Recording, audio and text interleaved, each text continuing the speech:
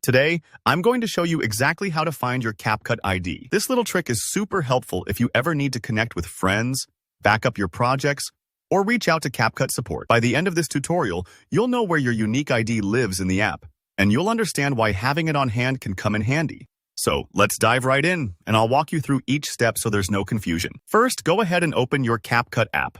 CapCut's interface can feel a bit overwhelming if you're new or haven't explored all the features, so take a moment to let everything load and get your bearings.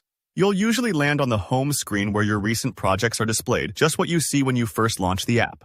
If CapCut asks you for any updates, or if you see any pop-ups, just clear those out for now.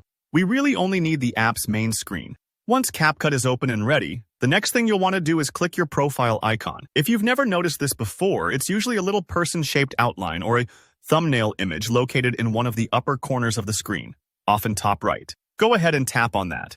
This is your main hub for managing your account, seeing your activity, and accessing personal settings. If you don't see your icon right away, pause for a second and make sure you're on the correct main screen, not inside a project editor or template browser.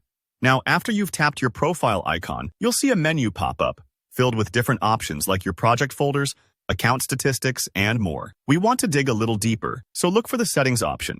This might be represented by a small gear or the word Settings. Tap that, and you'll enter the heart of your account controls.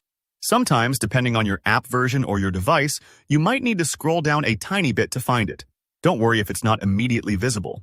Inside Settings, focus on the section labeled Account Information. This is where CapCut keeps all your key details, like your email, connected platforms, and, most importantly, your user ID. You might see a lot of other information in here too, but for now, let's zero in on that user ID. Usually it's listed as a combination of numbers or letters right next to something that says User ID. This is your unique identifier for CapCut, kind of like your personal phone number for the app. No two users have the same one. Go ahead and take note of your user ID if you ever need to share it with a friend, maybe so they can collaborate on a project, or if you need to contact CapCut support for any reason. This is the info they'll ask for. Think of it as your backstage pass. Having it handy saves you lots of headaches and can really streamline your experience within the app. And that's it. You found your CapCut ID, and you now know how to get back to it whenever you need. Remember, every step, from opening the app, tapping the profile icon, to navigating the settings, helps keep your account personalized and secure. Don't worry if you had to search around a little. Sometimes app interfaces change, and it's completely normal to need a moment to find what you're looking for. If you found this tutorial helpful, be sure to hit the like button. And if you have any questions or need more guidance, please leave a comment below. I always love hearing from you.